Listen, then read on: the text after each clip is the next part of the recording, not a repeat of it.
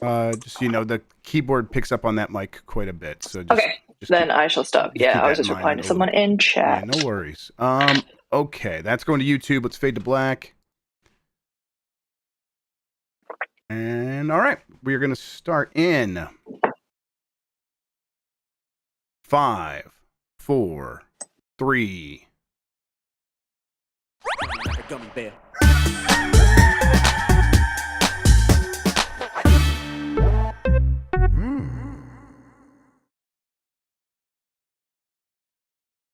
It's the internet. You're busy. Let's do this for January 15th, 2025. For the next hour or so, let me help you sort through the world of gaming on Game Mess Mornings Live with me, Jeff Grubb. Today, it's just a waiting game now, as all eyes are on Sega and the Dreamcast 2. But first, please join me in welcoming today's co-host to Game Mess Mornings. It's Lucy James. Games, everybody. Lucy, Hi. How are you doing? I am surviving. That's good. No, I'm doing okay. I was at CES last week, and I'm back and clearly moving in the process of. And yesterday I was going to set up my office, and I didn't. Yes. But that's because I've had a burst of delusion that's made me think that I can decorate this by myself. So that's what I'm doing this weekend. Sure. No, There's a vision. I need a nail gun. Sure. A nail gun? Really? A nail gun? Yeah. Yes. Okay. I'm American now. Yeah. Hell yeah. Let's go. Yeah. So there's been a lot going on, and norovirus was going around CES. Ask me how I know. Oh boy. Yep. That's what we had over the holidays in my house. So I'm not surprised to hear that has traveled and made the trip over to Vegas. Yeah. That hive of scum and villainy. Uh-huh. But no, otherwise I'm doing well. Waiting for Nintendo. I really thought I would wake up this morning and see the Switch 2. An announcement of an announcement, at least, right? We're waiting on that. Yeah, we'll see. But yeah, I definitely have that. I'm going to do this, and then I just didn't feel like it. And there's like 17 things like that in my life right now. It's getting rough. But yeah, the Switch 2 is supposed to get announced tomorrow, but there's definitely a word that the announcement of the announcement could happen today. That's not happened. Yeah, not happened so far. Well, someone said, I saw it on Blue Sky or Twitter or something, that like they did it 8:30 p.m. the night before. Yes. So it could be tonight. Also, I'm very aware that this room is very echoey, but I do have my new mic, and Discord has finally updated on my laptop. So let me quickly swap that over. Okay, yeah, swap over there. All right, we're gonna lose a better listening experience. I'll be right back. Yep, we're gonna lose Lucy for a second. In the meantime, have 2 Jeffs. There you go. 2 different Jeffs at a slightly different angle. That's got to be kind of uncomfortable for everybody, but that's fine. Let me get into what we do here. Most weekdays, I, Jeff Grubb, will help piece your gaming life back together. That includes breaking news and maybe even some of our own original reporting. For all these topics, I'll get the input of a bona fide expert who will make me look smart. If you are watching live on Twitch, welcome. You can always listen to the show later on podcast feeds by searching for Game Mess Mornings or find the RSS on giantbomb.com. You can also catch the show later with chapters and timestamps on YouTube. Hello, YouTube. All right, we have a lot to get into, so let's start the morning mess with... Let's see if... There's Lucy. She's coming in right now. I could hear you. I'm just moving this camera around. Yeah, no problem. Yeah, take your time. We'll get it all set up. Let's start with a mysterious Nintendo Switch 2 C button pinned as a new social hub in... sketchy new leak. That's what we traffic in here, sketchy new leaks. All right, this is from Julian Vander Merway at Notebook Check. The mysterious C button that's made a few appearances in images of the redesigned Nintendo Switch 2 controllers seems to finally have been identified as a new social feature called Campus. Campus will allegedly enable a host of new features, including screen sharing. An updated Nintendo Switch 2 is seemingly in the cards for an April launch, according to a lot of rumors, and one of the biggest expected upgrades coming to the Nintendo handheld is the redesigned Joy-Con controllers. One feature that sparked a lot of speculation early on following those controller leaks was the presence of a new button bearing the letter C. Somewhat sketchy leaks are to be believed, we now have an idea of what to expect from this new Switch 2 C button. The leak, supposedly obtained by data mining the current Switch OS and Switch 2 SDK leaks, claims that the new C button will be a feature called Campus, which will serve as a sort of social hub for the Switch 2. Supposedly, Campus will also be able to serve as a multiplayer chat, maybe even potentially a video chat, or at least voice chat, and then group chats containing up to 12 participants who all need to have Nintendo Switch Online. Additionally, Campus and consequently the C button will also enable screen capture and screen sharing, making a sort of stand-in for Discord in the PC gaming space. The wording of the leak suggests that Campus, or at least some of its social features, may be tied to the Nintendo Switch Online subscription. Lucy, we're going to probably have some answers on this relatively soon, but this is like one of the few remaining mysteries about the hardware, which is what Nintendo is going to focus on here pretty early on in these upcoming announcements, because apparently the games are going to get more detailed in February, again, according to rumors, according to leaks.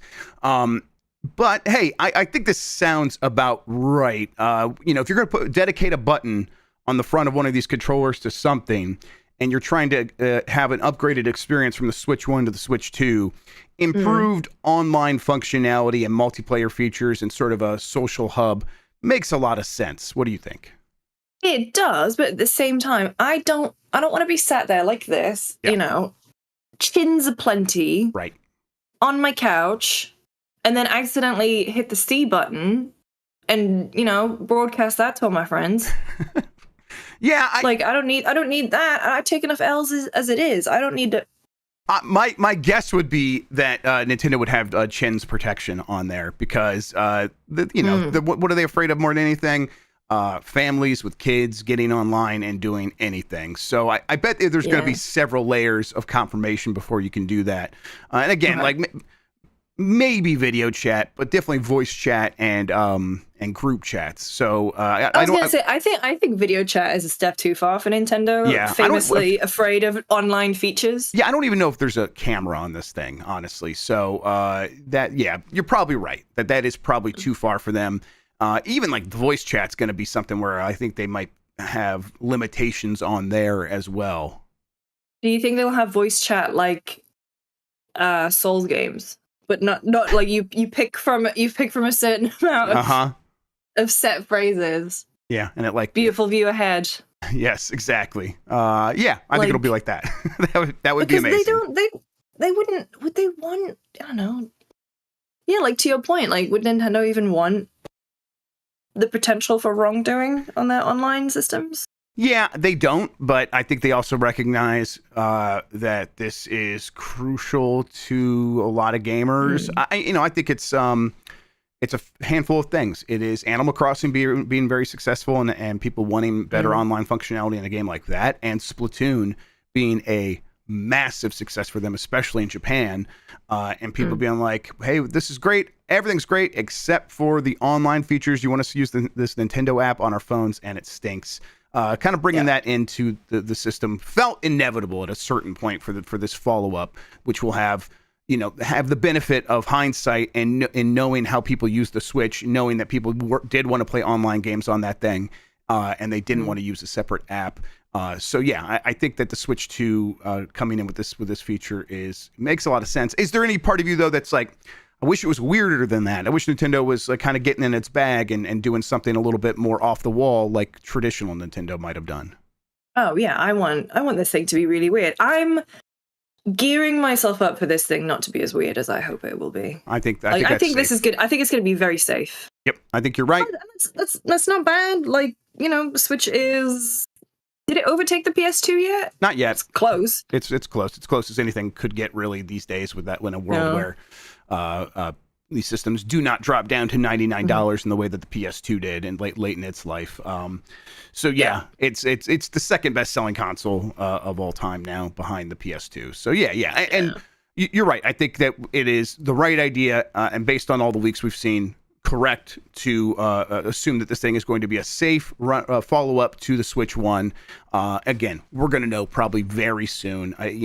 We haven't had any announcements of the announcement, but tomorrow we probably do still get excuse me, we probably do still get the initial drop on this thing. And at that point, they might show off what the C button does in some way. Maybe it's not going to be a fully detailed rundown of how all this stuff works, but someone will probably press that button, and then they'll show some really pretty people talking to one another online. I'm sure. Yeah. I don't know why like C just feels weird. I think it's Nintendo's weird about this sort of thing, right? Where they had the Z button, right? Because at first they had there was they had A and B on the Nintendo controller, and then when the Super Nintendo, they're like, all right, here's X and Y and L and R, X, Y. And then when we need like ZL, ZR. Yes, when we need yes, exactly. So when we needed another button on the N64 controller, it was Z on the back, and then when we had the camera stick, we just called that the C stick. So whenever they have a chance to like bring back a button or introduce a new button, a lot of times they're like, well, we had Z in the past, so these are now ZL and ZR. And I think that's a big reason they're going to put a C button on there as well, is just because the N64 had a C stick. That's not entirely the reason, but I guarantee that's something that they consider because they just like doing that. Yeah, it's I hope that this campus thing is maybe more robust than we're first assuming. Like, sure, yeah, give us voice chat, give us group chats. 12 is maybe a little limited, but I mean, let's be honest. Do I need more than 12 people in any group chat? Probably not. But I wanted to press that button, and it's like, okay, yeah, sure. There's the Discord-like features, and then over here is all of the weird stuff like Street Pass and things like that. I hope there's just a little bit more juice to it than just here is Nintendo's sort of diet version of Discord, right? Yeah, I miss Street Pass. I do too. Yes. I just like those stupid little games, like going to MCM Comic-Con in London back when it was kind of at the height. And just seeing everyone walking around and swapping puzzle pieces, like I think the Switch really missed out not having something as cool like that brings people together, and that's really what gaming is all about. Yeah, that's I've heard them say that before. Yeah, you might be onto something there. It was just made the whole system feel more alive and necessary. Like it's like, oh, I gotta have my 3DS with me. I could get a Street Pass. Even like in the suburbs of Ohio, I did that. Yeah, I followed Reggie Fils-Aimé around the E3 show floor because I was determined to get his Street Pass. Yes, I fucking didn't because there were too many people at E3, and I got everyone else's instead. And I didn't get Reggie because you could only hold like a certain amount, like 10 at a time or something like that. Yeah, the key to that was don't try, because I got Reggie, the real Reggie, not the one that Nintendo sent out, and it was at E3, so I was probably one of the reasons you couldn't get it. You probably got mine instead. I was right there. I wonder if I did actually. I wonder where my 3DS is. Yeah, I know. I'm getting ripped for the way I said Reggie's surname. I was putting a bit of French on it. Yeah, sure. You're allowed to do that. Yeah. I was putting some French on it. Leave me alone. I'll just say RGG's name again, and everyone will get mad at me instead. So don't worry about that. Yeah. Yeah. Lex dropped a link in the chat, by the way. Microsoft are doing more layoffs. Microsoft are doing more layoffs. It's on GI.biz. Yeah. I mean. Yeah. Yeah. I'm really feeling a certain kind of way about these video game companies right now. These larger tech companies. Where it's just I don't really have any faith in them to be able to revive the current, like, video games are in a lull. It's not necessarily a crash, but it's a crash for the people that are getting laid off. And really it's because the people in charge continue to be looking for ways to have short-term gains, and really it's just like, hey, okay, we expected a certain amount of growth, we did not get that growth. So God, what can we do to like just make it look like we had growth? It is job cuts, so they have to pay less money now, and that is a short term sort of like look of like, hey, okay, we're going to present this to our investors. We made this amount of money, and that looks like it's the line is going up and to the right, but the growth that they were searching for still isn't there. Having fewer people to make games will make it harder to find that growth, and so it's like they're just panicking and putting themselves in a worse position and hoping that I think they're just hoping something happens. I think there was a time from 2011 to 2021 where It was mobile gaming, free to play, battle passes, battle royale, all these things. Online passes. Yes, one thing after another happened that they could just make more money than they've ever made before, and a lot of that stuff didn't come from a company like Microsoft or Sony or Nintendo or even like Activision or even EA. Like they were like they saw what was happening on mobile, they applied it to their games, and they made a lot of money. Or they saw PUBG and like, all right, we're going to make a battle royale, and it was just unending growth for them for a decade straight. That doesn't normally happen, and they just expected that to keep going. And there is no like obvious next thing for them to go to, which is something I always say on the show. But it's like that's what I'm talking about. There was all these things that they could go to next to make a lot of money, and it's all kind of gone up in smoke there. And so they're like, okay, what can we do next? And they're just what they're doing is they're hoping some weirdo on Steam is going to put out the next early access game that takes over the world, so they can copy that, put that in their games, and find the next big growth. And that is not a recipe for long-term success in video games. No. So, Microsoft, continue being the awful capitalist company that you are, and hopefully video games can survive without companies like that in the future. All right, let's kind of get through this other Nintendo news. Nintendo Switch 2 will have about 2 teraflops, 1.7-ish, and a clock speed that'll vary depending on whether you have it docked or not. This is from Nintendo Everything. There's some new tech specs that have leaked. Maybe, again, a grain of salt. There's maybe we get this information tomorrow. I don't know if Nintendo's actually going to put this information out when they're just putting out their initial reveal video, but we'll see. Again, this has been supposedly data mined out of some SDK stuff and OS stuff. But the power profiles for the handheld, basically it's going to have a GPU clocked at 561 megahertz, and then if you put it in the dock, it'll almost double to about 1000 megahertz. Quick version of this is people are kind of calculating it and saying, oh, that's going to be it's going to be about 1.7 teraflops when it's plugged in, and that means it's about a quarter of the power of a 3060. And it's just, I don't know why people keep doing this, why people keep trying to make these comparisons from teraflop to teraflop, because it's so difficult to do. All these chips are going to have so much custom stuff in there, especially one going into a Nintendo console, that it's just actually not valuable to compare teraflops to teraflops. But people keep doing this. Either way, though, it's like, okay, if you want to like sure, the PS4 Pro had like 4 teraflops, so this is half the power of a PS4 Pro. And again, it's just not that easy. So these are the numbers going around. This is causing some consternation, Lucy, for people who are like, this is the new Nintendo console. Is it going to suck? And it's like, is this your first time? Is this your first rodeo? How do you not know that this is kind of Nintendo's thing of come in with a system that is affordable to make, has enough power to do the games they want to make, and if other people want to come on the console, they're welcome to, but Nintendo doesn't care.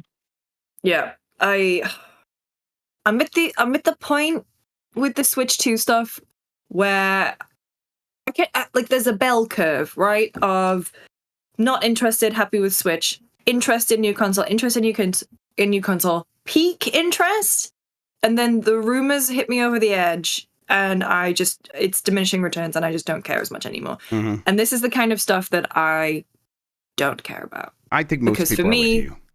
The console is a means to play the games.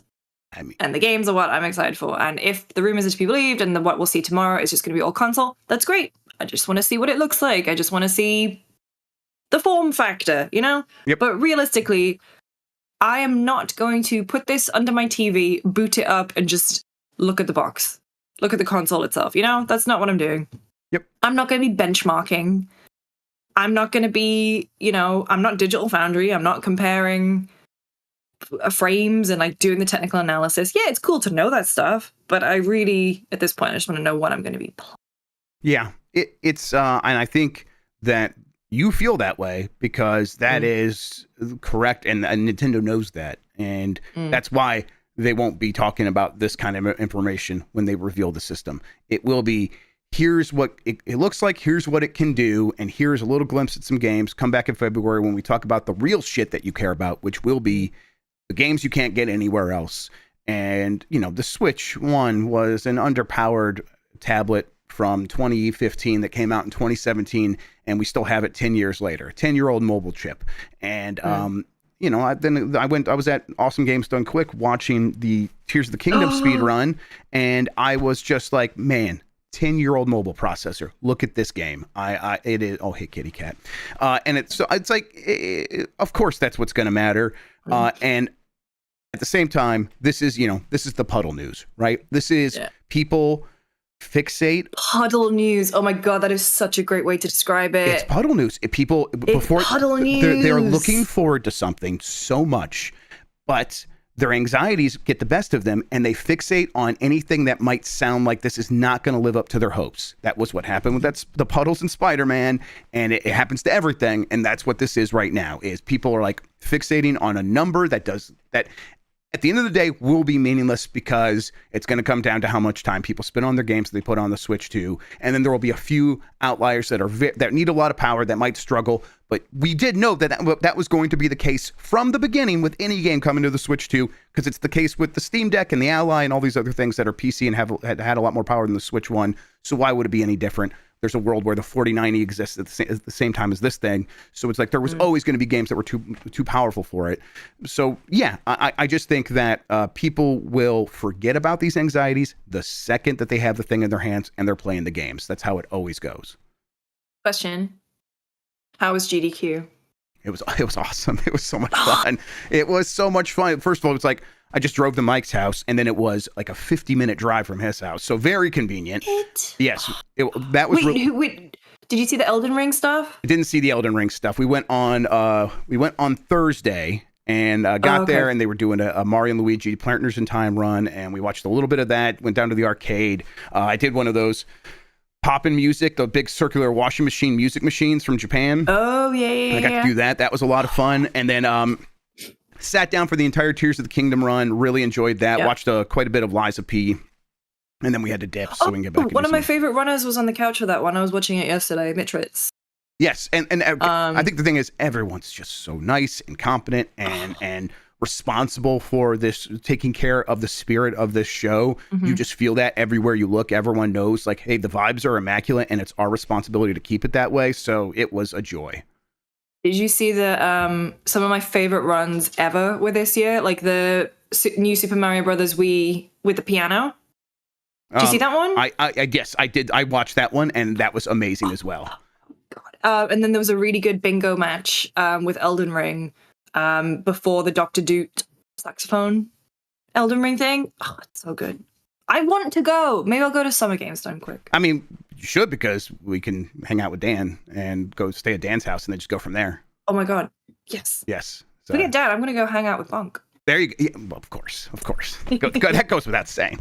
All right, let's keep moving here. Retro Studios staff names removed from end credits in Donkey Kong Country HD. This is from My Nintendo News. The story is the headline. Nintendo's done this before. They are doing it again. Basically, you finish the game, and it says, based on the works of Retro Studios, and then here's the list of the people that worked on this remaster.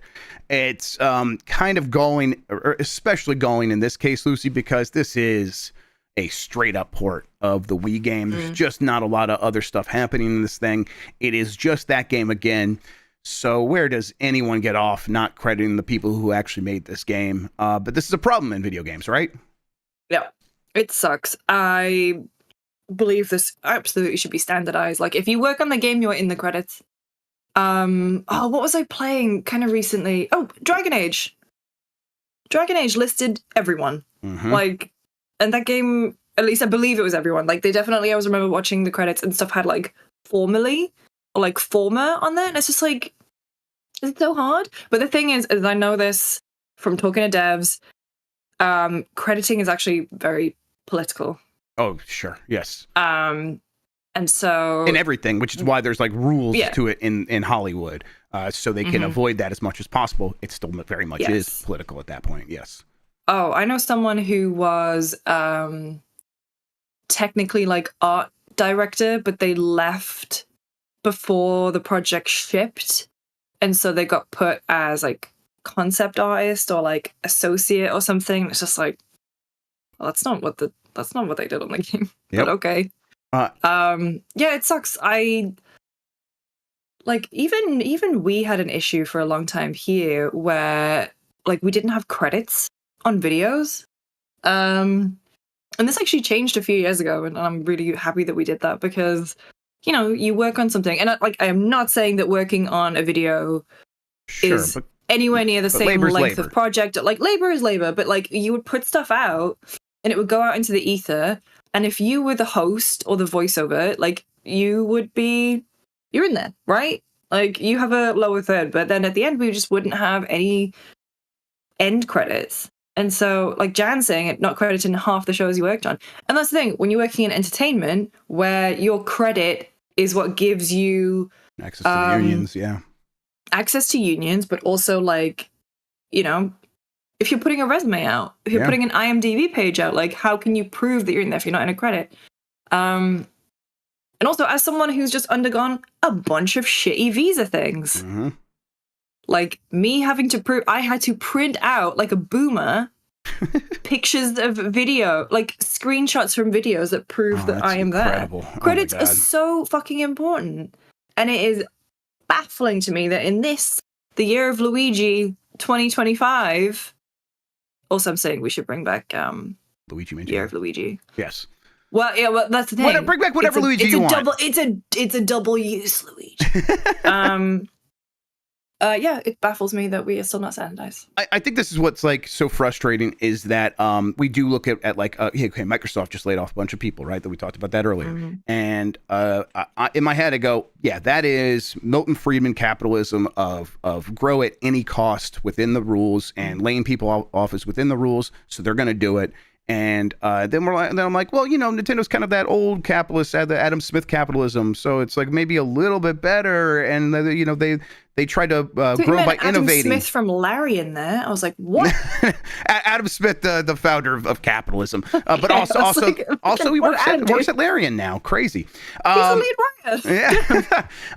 But it's like, no, this is what people actually hate, because it's like, deep down, it's all going to lead to the same sort of rot that causes these companies to overlook the human beings making this stuff, and it's why it all gets lumped together, and rightfully so in most cases.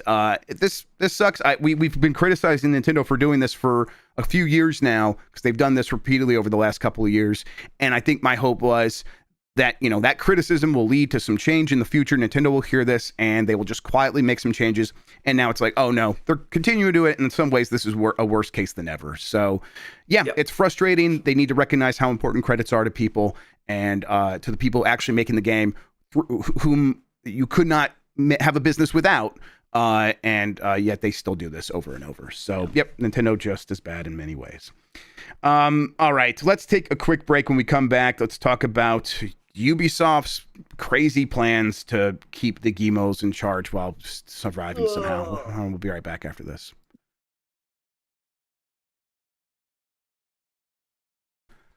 All right, let's try to suss through this one. Ubisoft and Tencent could create a, quote, new venture as part of major change. This comes from Eddie McCoo at GameSpot. A new report may contain fresh clues about the apparent partnership between Ubisoft and Tencent. Ubisoft's fortunes continue to slide, and the company looks for a way forward. Bloomberg reported that Ubisoft and Tencent are considering, and Tencent are considering, among other options, creating a new venture that could include certain Ubisoft assets. The overall aim is to improve the company's value, sources said. The two companies are now evaluating which assets to include in a new entity and their valuation, the report said, citing anonymous sources. Should a deal come together, Tencent could gain more control over some of Ubisoft's franchises, the report said, adding that Tencent would also benefit from improving its own business results outside of China. Sources told Bloomberg that no final decision has been made and that conversations remain ongoing. None of this should be surprising either, as Ubisoft said on January 9th that it had appointed advisors to examine opportunities for Ubisoft to maximize the value of its company through a variety of possible business maneuvers.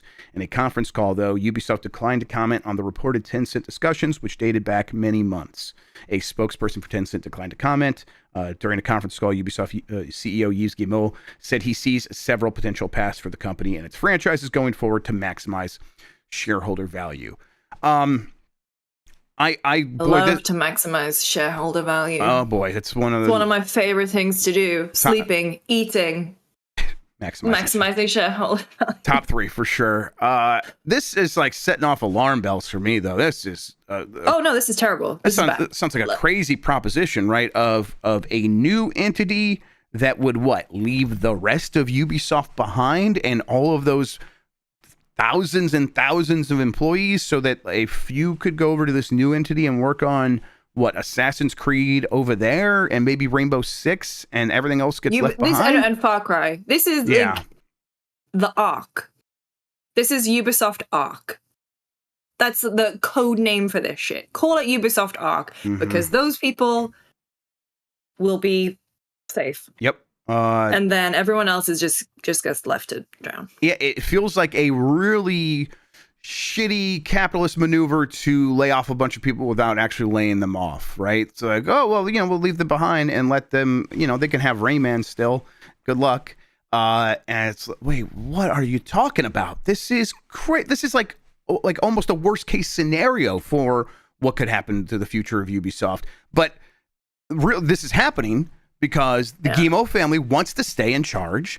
There are ways to deal with this that would be a lot more equitable for the people working at Ubisoft. It would involve, new leadership. The Guillemot family steps away. Yves goes and retires. Fuck off, bitch. We don't want to see you anymore. And then then someone else comes in charge and makes probably some major cuts and comes in there and is kind of brutal in some ways, but would try to save as much of the company as possible and as much of the value as possible and get it back towards growth. But the Guillemot family does not want to give up any of what it controls here. And so they have to come up with these weird maneuvers to find a way to keep that power. And it sucks. This is so weird. It's so weird. And it's so weird to think about it, especially when you consider Ubisoft from 10 years ago. Yeah. Which was on top of the world, couldn't put a foot wrong. Hit after hit, banger after banger. And then now just seeing this, trend chasing, scrambling from this company that had all this potential, had all of these hits, and I'm sure we're going to talk about remastering Black Flag. It appeared on someone's LinkedIn today. That just feels like a weird move. Continuing with their NFT game again, trend chasing. If you talk about bloated in terms of the sheer amount of people who work on these games, Ubisoft has always been this weird one where they've just had 27 support studios on one game. Yep. It's always been a sprawling operation, one that at one time in the early 2010s was definitely impressive because, as you said, the hit after hit, and they were the one company that could reliably put out big open world games, and oftentimes the one was better than the one before it. And that was impressive. And then it's they just kept going in that direction and not really seeing that they could ever hit a wall. And then as soon as they kind of hit some speed bumps, it all started to come apart. And now they are fully running into the wall. It's what you have, you have the not Skull and Bones remake. Oh God, the Black Flag remake. You've got Assassin's Creed. You've got Beyond Good and Evil 2, Splinter Cell remake, Prince of Persia remake. There's probably a new Far Cry coming soon. There is a new Far Cry. There's Rayman that they're working on. So it's they are revisiting these old beloved franchises, but and Rainbow Six is still going. Yeah, I think that their problem is Rainbow Six is still going. Whenever they try to do anything else with Rainbow Six right now, it's completely missing. They are trying to do stuff with Tom Clancy, stuff beyond Rainbow Six. They put out X Defiant. They've closed down X Defiant. They are their misses are bigger than ever, and that's true for a lot of companies. Division 3. Yep. Division 3 they're working on. Yep. And they did some, the licensed IP stuff, and none of that really hit. Avatar and Star Wars didn't really work for them. So yeah, it's tough. It's tough sledding because I think a lot of gamers are just in a place where they don't want what Ubisoft is selling right now a little bit, and they kind of need just a little bit more from that company, and the company doesn't have the capacity to make these massive games and feel like they can then have space to innovate. I don't know what the answer is for this company, but I know Assassin's Creed needs to hit. Oh my God. Yes, absolutely. That is unquestionable. But as far as is this strategy do you see another delay? Nah. What's that? Do you see another delay, or they have to get it out this financial? I mean, I could see another delay, but that would be a little bit more catastrophic. Because there's a reason it was delayed to March 20th, right? Like one of the final weeks before the end of the fiscal year. Yeah. So I think they'll get it out. In whatever situation it's in. Yeah. Yeah. As you mentioned, Assassin's Creed Black Flag Remake will be more than a visual upgrade. New systems mentioned. This is from James Lara at MP First, or Multiplayer First. Last year, we reported on how Ubisoft confirmed that they are working on multiple Assassin's Creed remakes. One of these remakes is said to be Assassin's Creed Black Flag. While the publisher has not officially announced the title, it seems the rumor is real, and we have the first info about it. Based on the information we've collected, this will be more than just a visual upgrade. Gameplay mechanics and elements have also been upgraded. Last year, Ubisoft CEO Yves Guillemot wrote a lengthy blog post detailing the company's upcoming portfolio and the future of Assassin's Creed franchise. One of the comments that stood out was that fans could look forward to remakes that would allow players to revisit past locations only with a modernized touch. As you mentioned, this was someone had their LinkedIn. It's a game designer. Had the Assassin's Creed Black Flag Remake 2024 listed on their LinkedIn. That is probably going to come out this year now, although they won. Well, this person also has the Elder Scrolls Oblivion remake on this. Yep, which we also are expecting this year. So there you go. Oh my god, mate. Yep, just unless he's trolling. Nice. Yeah, that's good stuff. Yeah, it's. This is expected. They'll probably give it some time after Shadow. So if it does come out this year, it'll probably be holiday this year. I think that makes some sense. There are a few more details here for the small juicy bits of information as listed in the project's description. The Assassin's Creed Black Flag remake will feature new systems with combat and ecosystems around wildlife specifically mentioned. There's not much else to mention beyond the team hoping that these new systems will make the classic an outstanding game to rebirth as the next-gen AAA game. It's a weird way of putting it. Yes, and as mentioned, Insider Gaming previously reported that the title could be released in November of 2025. People are expecting it way later. But yeah, it sounds like this is going to be a holiday game this year. So yeah, I like Black Flag a lot. I still occasionally get in the mood for Assassin's Creed game. And at this point, there's going to be a lot of people who are playing games that never played this. So I think this is a fine idea. But yeah. Remake Syndicate, you cowards. Right, that's one that needs another chance. Syndicate rocked. Oh my god, I loved. And then the Jack the Ripper DLC. We've definitely talked about this before, but like. So good. Although last time I was in London, I went to the Jack the Ripper Museum, and that was terrible. Because it was very affecting in a negative way, or they just had a bad display. You weren't satisfied with the display of his murders. Well, the thing is that they had something. They had the From Hell letter, and I use quotation marks, is because they had they billed it as the From Hell letter, and then they just printed it out and tea stained it and flamed the edges. Yeah. The entire display was like that. And then the basement, they made a morgue, which I found a little bit distasteful. Yeah, I can imagine that. Yeah, and they had pictures of the victims and dead body. Yeah, it wasn't great. I mean, in terms of distasteful museums in England, though, does that even rank? Come on. Distasteful museums do we have? Just all the ones with all the stolen artifacts. I was going to say the ones of all the things that we stole from various nations over the years. Yeah, that's a little distasteful. But who among us? You're right. Who's amongst us? Okay, America. Yeah, look.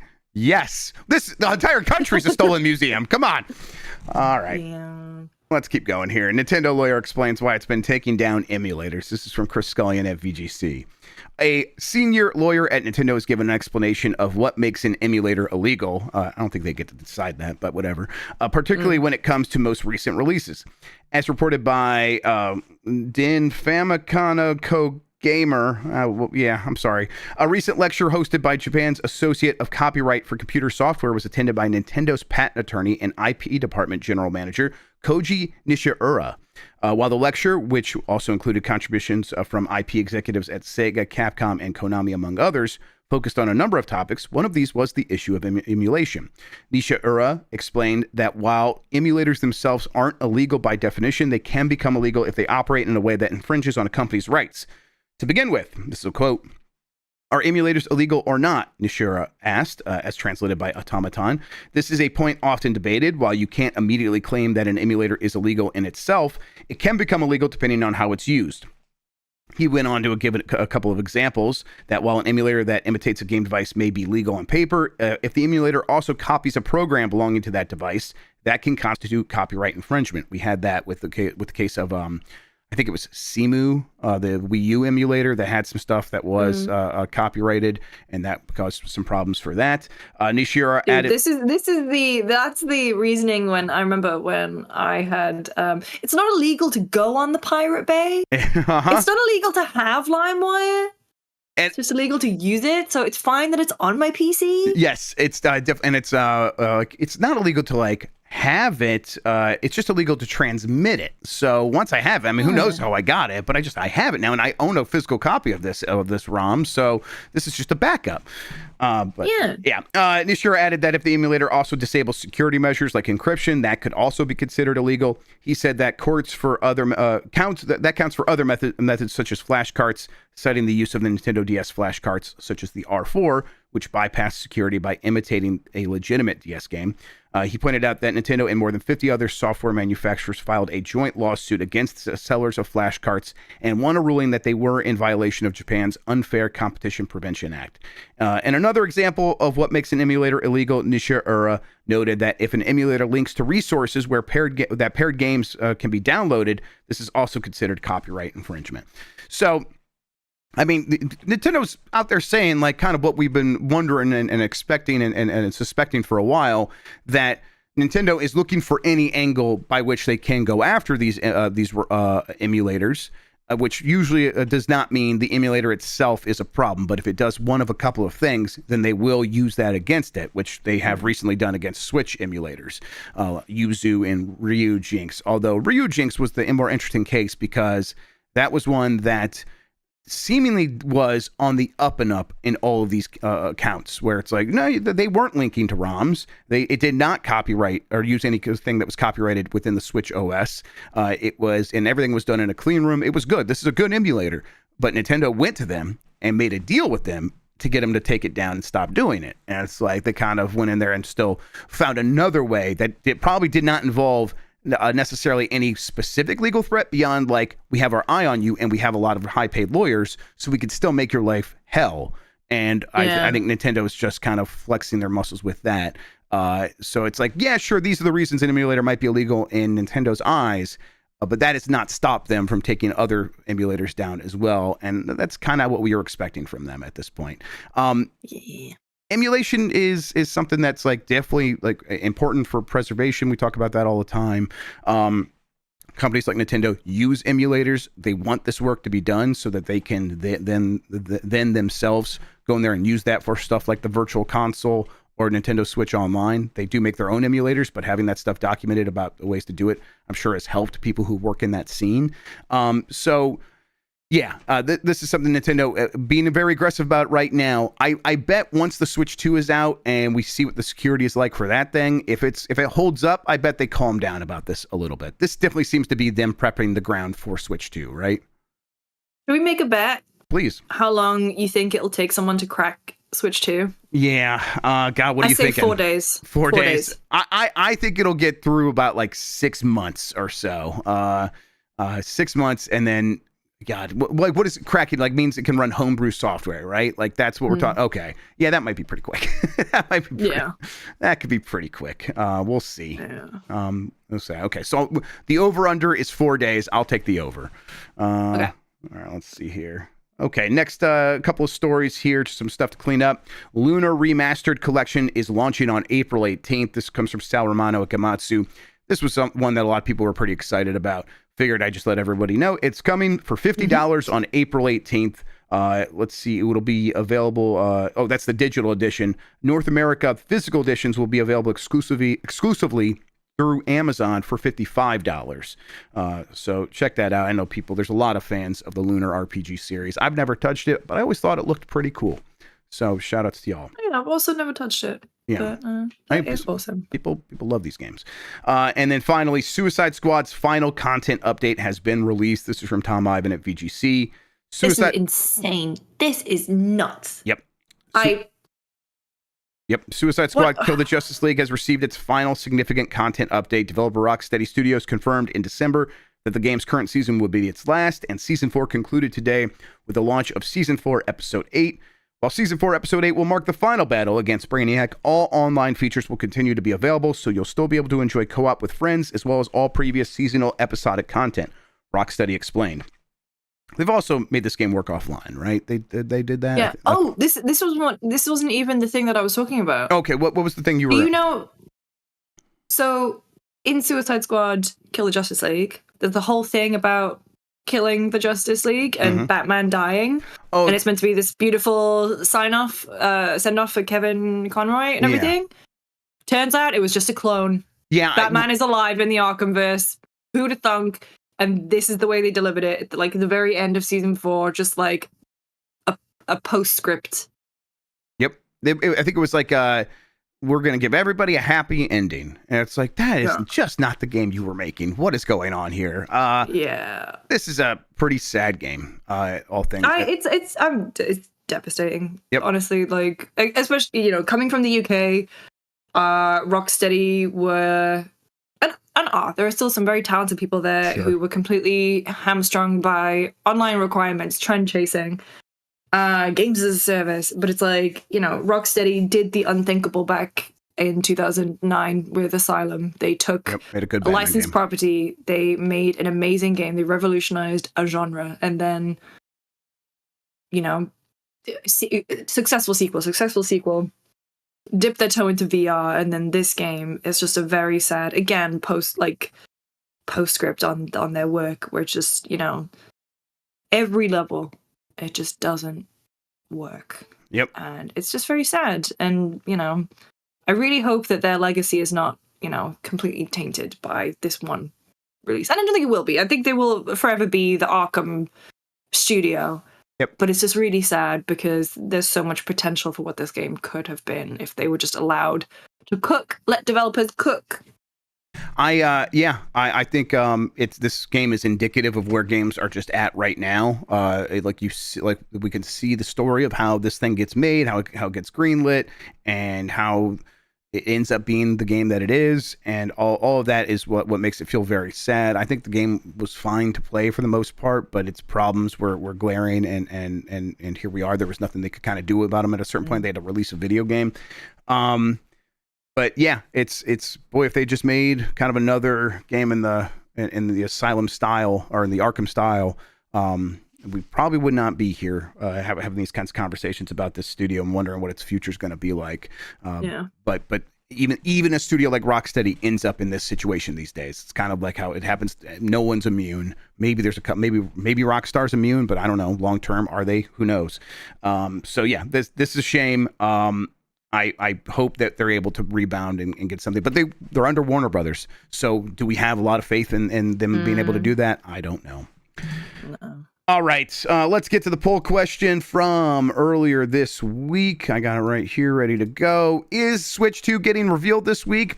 People are starting to believe. 59% say yes, 41% say no. I don't blame a lot of people for still being skeptical. It would be very funny at this point, Lucy, if it didn't get announced. if it did. Yeah, we're doing FPS tonight, and I was like, should we move recording? Mm-hmm. But then I don't know. I guess we'll find out later today if we do need to move recording. Yep. So yeah, people are starting to believe. I still think so. You can see I voted yes here, so we'll know for sure. Oh yeah, people wanted me. Baldur's Gate 3 passes major mod milestone. 100 million mods were downloaded, so they added big naturals to Withers. The Withers. Hell yeah. To the Withers. So there you go. That's our second big naturals mod story in 2 weeks. We did Belatra last week, so there you go, everybody. All right, new poll question here in a second. Before we get to that, Lucy James Games, where can people find you on the internet? What do you have going on? All that good stuff. You can find me at Lucy James Games everywhere. I am battling with my inbox because I basically ignored it for most of December. Yeah. And what am I doing? We are recording Jeff's in a couple weeks, prepping for that, setting up a new office and studio, and then I have to move house. What's great is that I have the keys to this place, so I can like pop in, Good, set stuff up, and then just move. Yeah, and then we're doing like a bunch of like working on new shows and stuff, meetings about that, and be around. Also, play The Root Trees Are Dead if you haven't. Oh, yeah, I've heard nothing but good things about that. Yes. An Oberdin but it has a bunch of unique stuff of all of its own. Yep. Someone in chat just mentioned, I meant to bring up the lineup for Evo real quick. Street Fighter 6, Tekken 8, Fatal Fury, City of the Wolves, Guilty Gear Strive, Grand Blue Fantasy versus Rising, Under Night In-Birth 2, Sis Celeste, however you want to say that, Mortal Kombat 1, and Marvel vs. Capcom 2. They also have an extended lineup that includes Rivals of Aether 2, Virtual Fighter 5 Revo, King of Fighters 15, Blaze Blue, Central Fiction, I think is actually how you say that, Killer Instinct, a question mark for the last 3 that will all be revealed on February 15th. So exciting stuff happening over at Evo. Lovely. Yeah, I would like to go to that at some point. We'll see. Maybe this is the year. All right, cool. Let's see here. Final poll question, or the next poll question, excuse me. Let's see. Yeah, there it is. Have you played Assassin's Creed 4 Black Flag? Just interested, yes or no. Let's see if most of you have played it. I expect it to be quite a few, but whenever we ask these questions, it's like, 33%, 40% of people have, and most people have not. Maybe I expect it to kind of be around that point, so we'll see. Okay, poll question. We'll get the results of that on Game Mess Mornings here on Giant Bomb tomorrow. Speaking of Giant Bomb, later today, Light Club is back. Lucy did her job. So I did. Is Blight Club today? Oh, in that case, I will pop on for that. Yeah, feel free. Come say hi. What time's it on? We're starting at 3 p.m. Eastern, so that'll be noon your time. Sweet. Yeah, we had Alex Navarro on last week because he forced this game onto Dan, so he came in to see his handiwork. And the game is Terminator 3: Rise of the Machine. So come tune in for Termdanator: Reich of the Machine. That works very well. It's terrible, but that's Blight Club.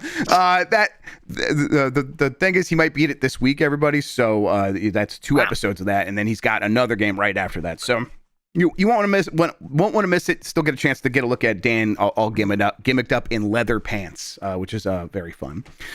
All right, and then what else is happening this week? On Friday, we are going to have Bowser's Hurry, which is a Bowser's Fury race between myself, Mike Minotti, and Dan Reichert. Sean might participate, but he hurt his wrist a little bit, so we'll see if he's able to get in there.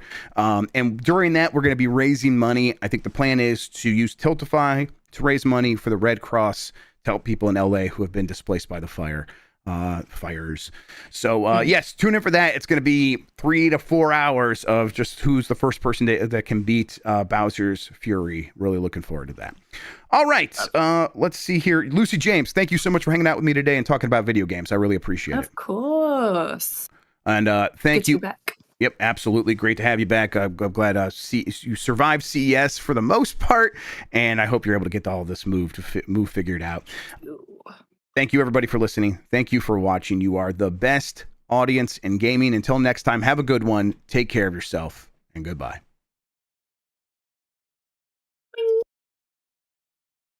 Ouch, Bean. Ow.